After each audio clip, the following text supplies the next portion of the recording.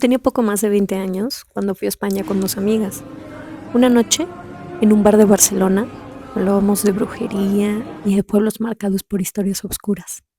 Cuando un hombre se nos acercó, dijo que había escuchado nuestra conversación, que no desconfiáramos, pero que si queríamos, él podía llevarnos a uno de esos lugares. Salimos de madrugada, tren, carretera, horas de viaje hasta llegar a un pueblo solitario y lúgubre. Nos quedamos poco tiempo. Era más el trayecto que la visita. En ese momento lo vimos como una aventura. No sabíamos dónde estábamos, ni lo que ese lugar había visto.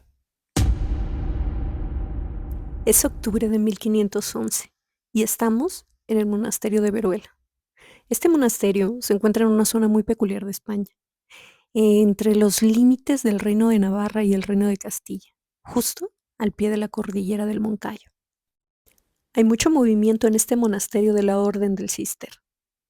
Desde hace 2 días han comenzado los preparativos para una celebración solemne. Una extraña celebración solemne. Y es que 2 días atrás ha llegado un emisario proveniente de Roma. Trae consigo un sobre con un sello lacrado con el escudo papal. Así es, el escudo del Papa Julio II. En el monasterio, el abad ha tenido cuidado de ir a un sitio seguro antes de abrirlo. Y la carta es una carta muy esperada por los monjes de la Orden del Císter. Al abrirla, la misiva del Papa no es otra cosa que una bula, una autorización.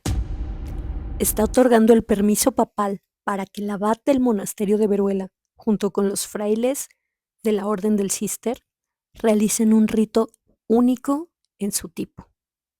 Y se trata de la maldición católica. Sí, a diferencia de otras religiones, la Iglesia Católica tenía un último recurso, la última barrera de defensa de la fe, la última barrera para luchar contra el enemigo. La maldición.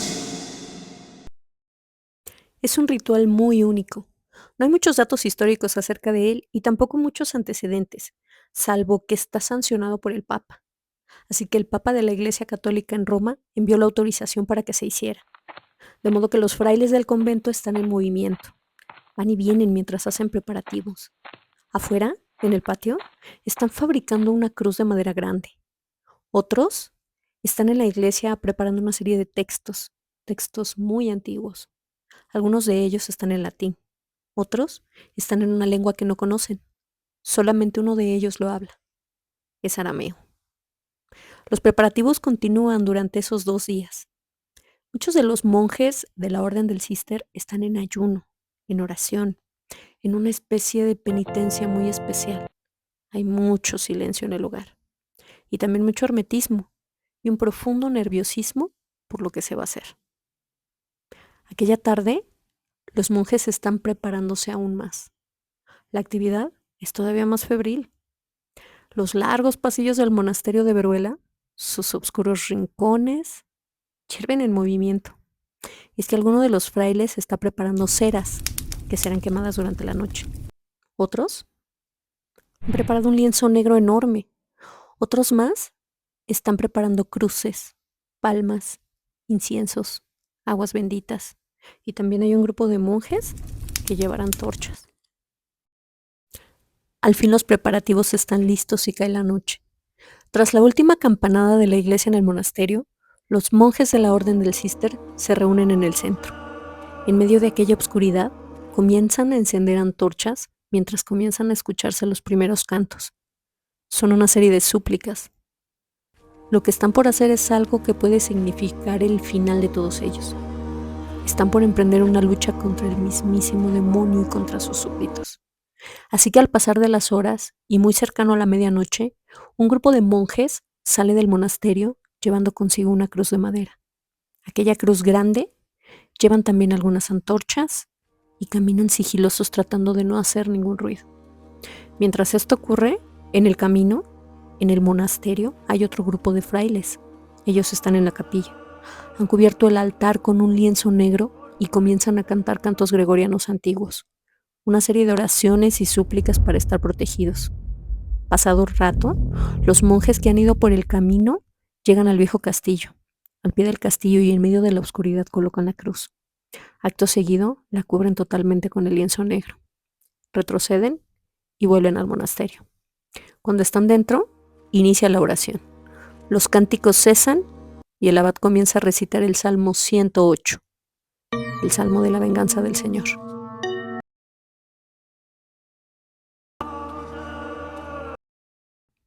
Conforme avanza, cada vez que lee un versículo, suena la campana del monasterio una vez. Se escuchan los coros y vuelve a haber un silencio. La ceremonia se prolonga prácticamente hasta el amanecer. Una y otra vez han repetido el Salmo 108, implorando la venganza de Dios. Oficialmente, al amanecer, la ceremonia ha concluido. Los frailes han lanzado una maldición contra el pueblo de Trasmoz. Sí, los frailes acaban de maldecir a todos los habitantes del pueblo por toda la eternidad. El rito que acaban de hacer es un rito único en su tipo.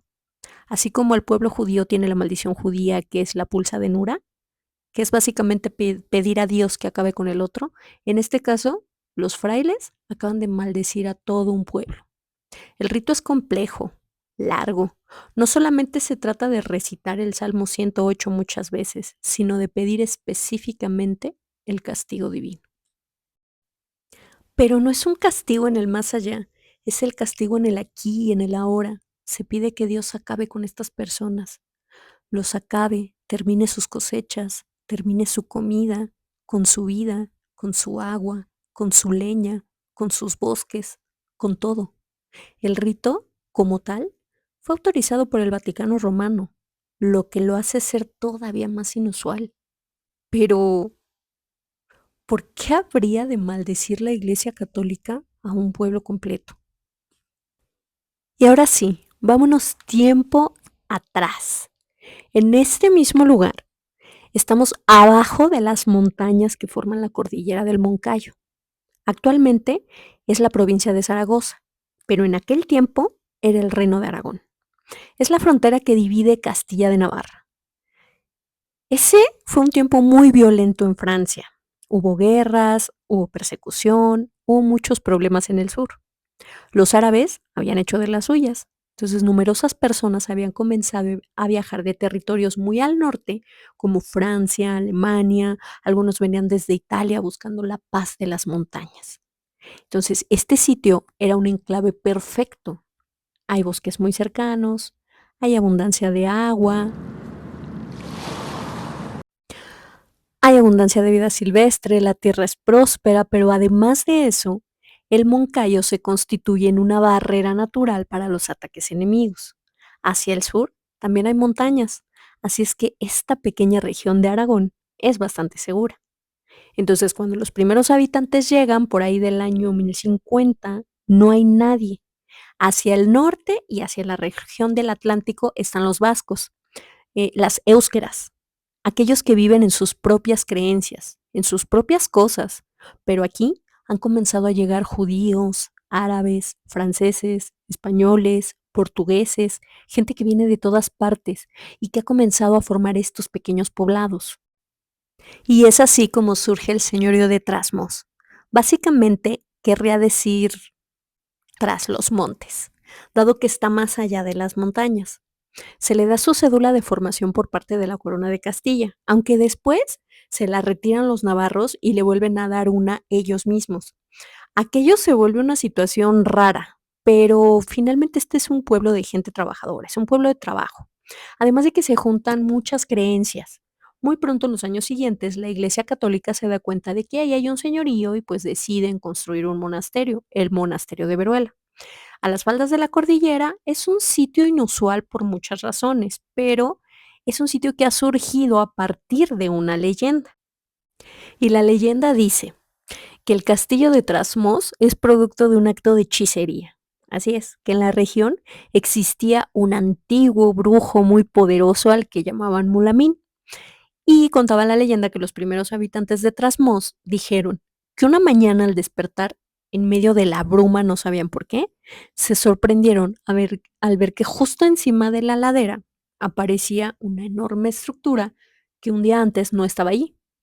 Según contaba la leyenda, los habitantes se quedaron muy sorprendidos porque el castillo había aparecido justo al amanecer, después de que toda la noche se habían escuchado ruidos, un ajetreo como muy poco común. La leyenda cuenta que Mulamín, el antiguo hechicero, había convocado a todos los espíritus infernales y, haciendo un pacto con el demonio, había erigido en una sola noche el castillo de Trasmoz. Es lo que contaba la leyenda. A cambio de eso, Trasmoz no sería conocido como otra cosa que tierra de brujas y hechiceros. Bueno, al menos eso es lo que cuenta la leyenda. Conforme pasa el tiempo y se instala el convento, en aquel monasterio de Veruela, la gente de Trasmoz no está contenta. No está contenta porque no comparten las ideas de la orden del Cister. No todos son católicos, ni siquiera son cristianos. Es un reducto extraño con una mezcla de creencias muy, muy inusuales. Entonces, hay bastantes navarros también que han venido de las regiones costeras. Entonces, cuando los frailes intentaban cobrarles el diezmo, la gente de Trasmoz no estaba dispuesta a hacerlo. No les interesaba pagarles un diezmo. En aquel entonces, pues, era conocido como un pueblo de brujas porque le iban a dar un diezmo a una iglesia católica. Así es que el señor de Trasmoz decide que Trasmoz no va a pagar diezmos. No le regala nada a esa iglesia. Y la iglesia que está instalada en el monasterio decide entonces aprovechar los ríos que pasan por ahí y corta el suministro de agua. Entonces los problemas empiezan a generarse por ahí del año 1252 y llegan a tal punto que el propio señor de Trasmoz ordena a los frailes que no entren a su territorio. O sea, ahí ya está severo el pleito. Los frailes argumentaban que dentro de estas tierras había numerosos hechiceros y brujas y que el aquelarre ocurría con frecuencia en aquellos lugares. Ahora, cabe señalar que por ese entonces el término bruja no se había inventado todavía, sino hasta el 1350 y tantos. Entonces es la primera vez que se asienta la palabra bruxa, ¿no? Ya habíamos hablado en otros episodios acerca de estos términos, ¿no? En los textos de registro históricos de la iglesia, sin embargo, previo a esto, en el 1250 y tanto, se hablaba ya de hechicería, de adivinación, de conjuros y del demonio que habitaba en la ciudad de Trasmoz. Así que en aquel año, en el de 1252, el abad de Veruela solicita permiso para excomulgar el pueblo de Trasmoz completo. Entonces, la historia que viene al principio, cuando empezamos en el 1511, no era la primera vez que la iglesia intentaba acabar con ese pueblo.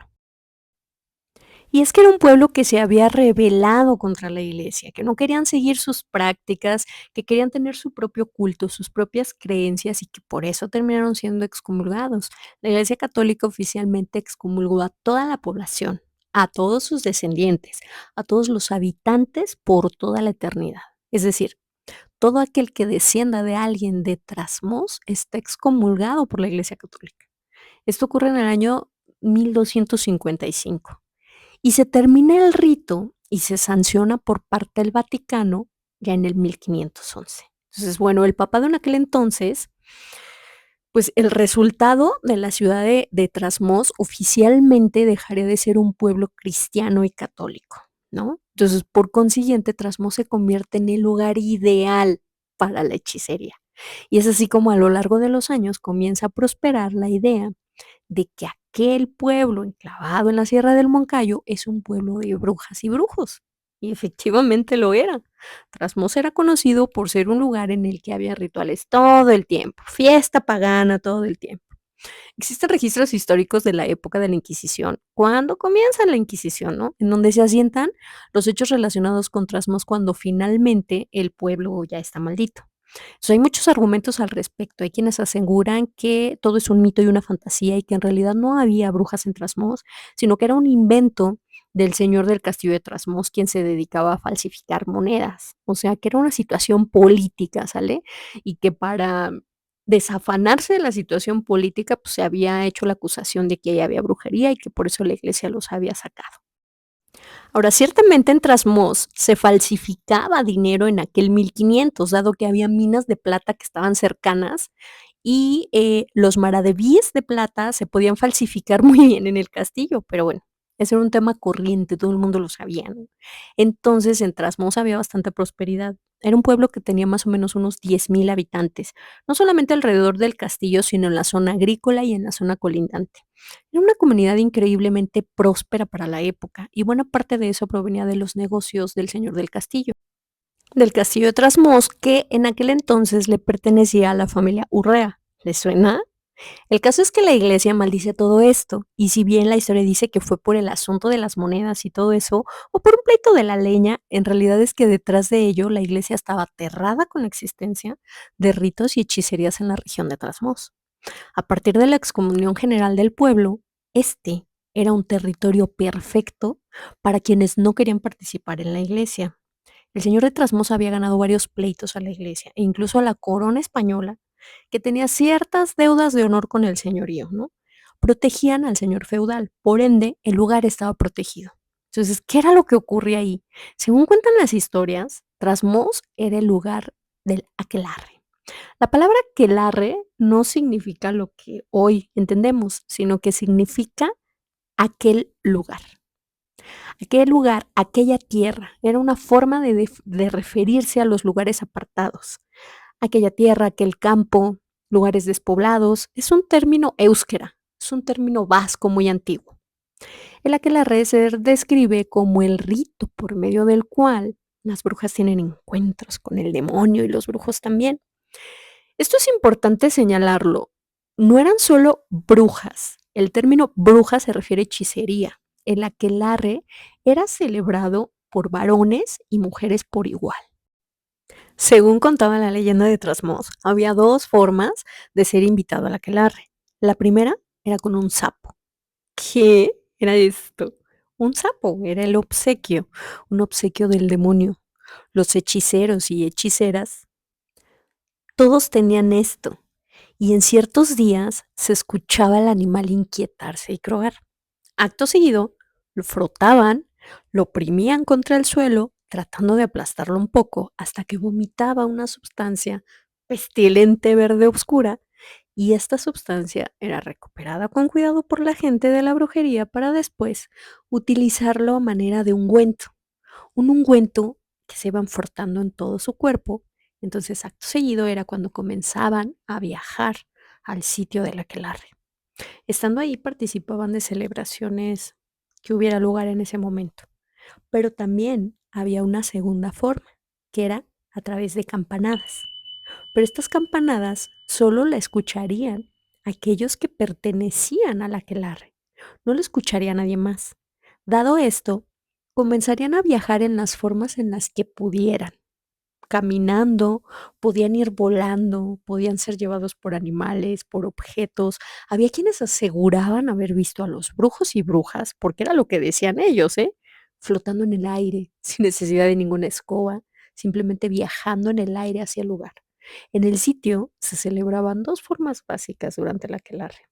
La primera era el rito de presentación, la danza, los cantos, el beso negro. El beso negro consistía en que en el momento en el que se daba la aparición del demonio le besaban las partes nobles. Así es como se ha descrito. Después de aquello se hacían los rituales, la danza, las fiestas, los sacrificios. Al amanecer cada quien volvía a su lugar. Pero hay de aquel que pronunciara la palabra Jesús. Según contaban los hechiceros y hechiceras de Trasmoz, aquel que decía la palabra Jesús en medio de un aquelarre hacía que el aquelarre completo desapareciera. Así fuera por error o porque se le ocurrió caerse y decir, ¡ay, Jesús! Con eso bastaba. Al siguiente rito, esa gente sufriría las consecuencias. En Trasmoz, el rito era el sábado. Después de la campanada de las ánimas, el último golpe de campana que se escuchaba en el monasterio de Veruela, comenzaba el viaje. ¿Qué es lo que hacían estos hechiceros? Pues hacían varias cosas. Podían matar, lastimar, espantar, ahuyentar a aquellos que no querían que estuvieran en la región. También servían al señor de Trasmoz, al que podían proveer con bienes, encubrir sus fechorías, ocultar cosas. Engañaban, robaban, desvivían, asaltaban a los caminantes que pasaban incautos por esos solitarios caminos. Entonces se sabía que el sábado pues, era un día muy peligroso para transitar por ahí debido a los hechiceros. Y bueno, evidentemente, ¿por qué lo hacían? ¿Por qué pasaba esto con estas personas? Pues también tenían necesidades de comida, de cubrir su diario vivir, de comprarse ropas. Pero bueno, también se decía que todo aquello era para robar pequeños, ¿sí? pequeños. Para asegurar los rituales que hacían ya en la brujería más avanzada, también todo esto era un ardid para obtener esa energía. Sin embargo, tiempo después, cuando ocurre la maldición, sí ocurre un fenómeno curioso, y es que la maldición de Trasmoz se da en 1511, acuérdense, casi de inmediato. O sea, muy poquito tiempo después, el pueblo comienza a sufrir de diferentes problemas. La gente que habitaba ahí comienza a sentir pánico y comienza a irse, porque pues, se enteran de que el pueblo ya está maldito. Y luego dicen, la brujería ya se adueñó de este señorío, entonces resulta imposible para una persona normal que no se dedique a esto vivir aquí. Entonces la gente se empieza a marchar y aseguran que solamente se quedan a vivir ahí pues los brujos y brujas. Y es que cuando se da la maldición por parte de la iglesia también comienzan a ocurrir otros fenómenos. Comienza la pobreza, los señores de Castilla dejan de apoyar el señorío de Trasmoz. Entonces, unos 8 años después de la maldición, el castillo completo de Trasmoz arde hasta quedar en cenizas, en pedazos, que es lo que hoy puedes ir a visitar. Nunca se ha recuperado o se restauraría el esplendor de ese lugar. Entonces, poco a poco las personas se fueron yendo. Durante los siglos siguientes, Trasmoz se convirtió en un pueblo prácticamente vacío. Hoy en día la población, que en 1511 tendría unos 10,000 habitantes, escasamente cuenta quizás con unas 80 personas originarias de ahí, de las cuales permanecen unas 20, y eso es decir demasiado. Ahora, tiempo después se supieron muchas más cosas acerca, pues cosas como muy obscuras e intrigantes acerca de este sitio. La hechicería en Trasmoz, tras la maldición, también comenzó a decaer fuertemente porque se decía que muchos de los hechiceros que habitaban ahí habían perdido el toque debido a la maldición de la iglesia, que los aquelarres dejaron de ocurrir, que ya no podían hacerse aquellos y que había algo que estaba ocurriendo en la zona de Trasmoz. La excomunión completa del pueblo había favorecido el crecimiento de la hechicería, pero la maldición del Salmo 108 había provocado que ésta decayera y todos tuvieran que irse. Así que la mayor parte de los hechiceros se fueron a Zugarramurdi, a kilómetros de ahí, rumbo a la costa atlántica, en territorio euskera, ¿sí? Territorio navarro. En 1611 se convertiría en la sede de uno de los juicios por hechicería más importantes que se hayan tenido en España. Hubo personas muertas, ejecutadas, quemadas. Posteriormente, la iglesia se arrepentiría y pediría perdón. Pero durante el juicio de Zugarramurdi, el nombre de Trasmoz fue mencionado en varias ocasiones. Había quienes aseguraban que los hechiceros de Trasmoz eran los que habían ido a Zugarramurdi y que posteriormente brujas procedentes de Inglaterra, Escocia y otros lugares también habían venido a dar a Zugarramurdi. Así es que toda esta región era territorio Brux. Pero ahí no termina el asunto.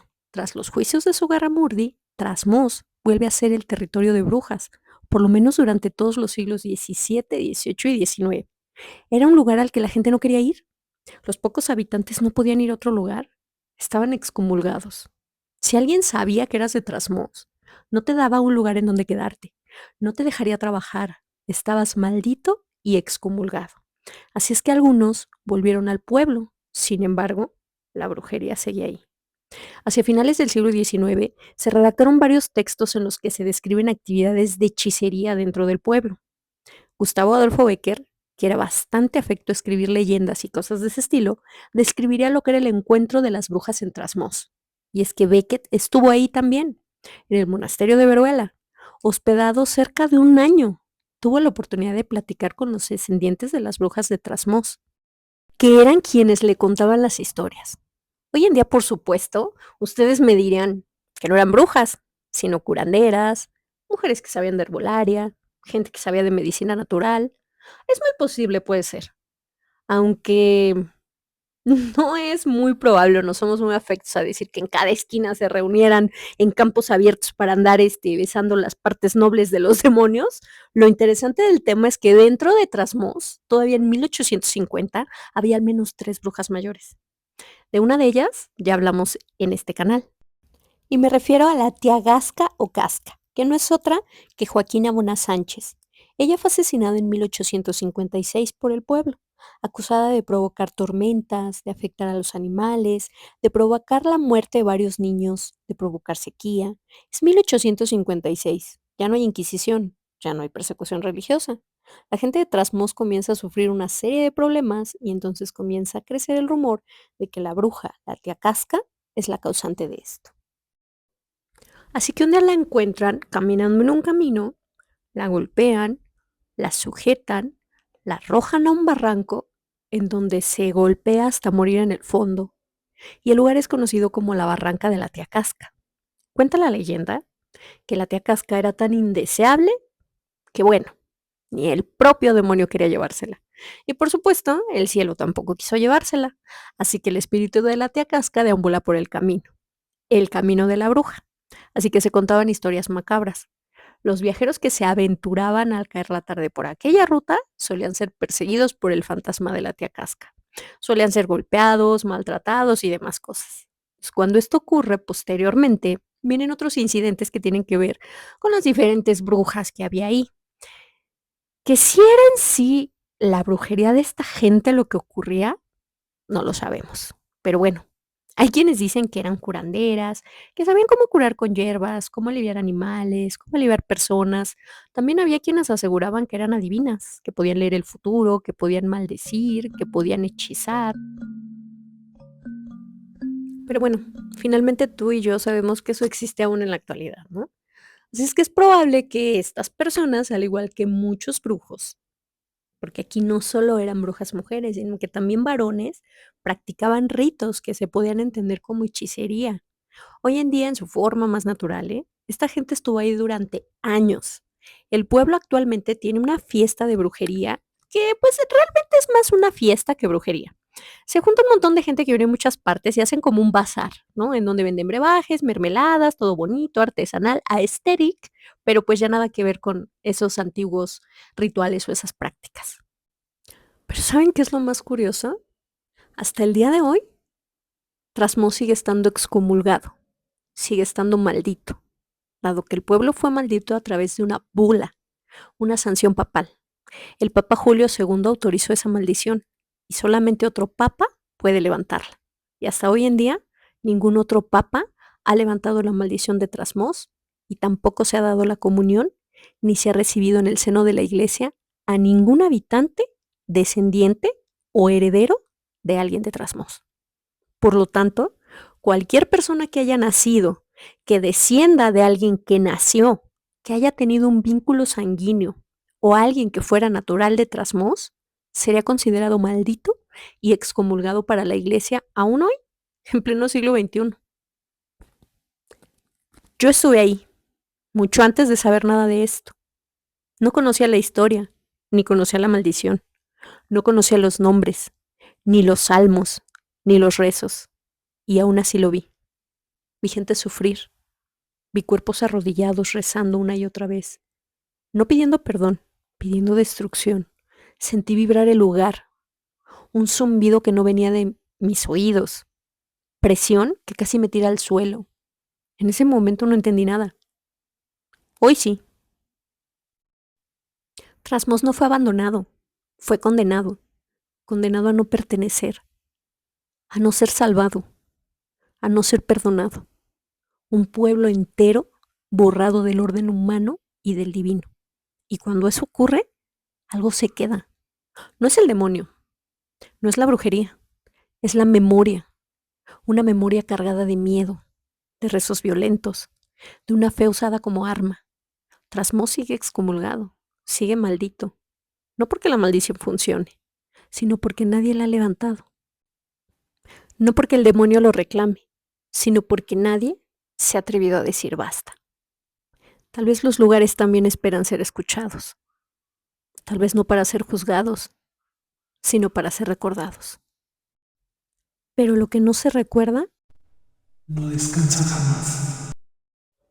yo soy tu amiga Leslie Cano. Esto es tu podcast La Enigmística y esto fue mi historia que compartí con ustedes de cómo me enteré de la historia del pueblo de Trasmoz, el pueblo maldito. Recuerda suscribirte a nuestro canal, seguirnos en nuestras redes sociales y activar la campana de notificaciones para que te lleguen los nuevos episodios, Muchas gracias a todas las personas que se han suscrito, que nos siguen en Spotify, que nos siguen en YouTube, que nos siguen en Instagram. Los quiero muchísimo. Gracias y nos vemos a la próxima.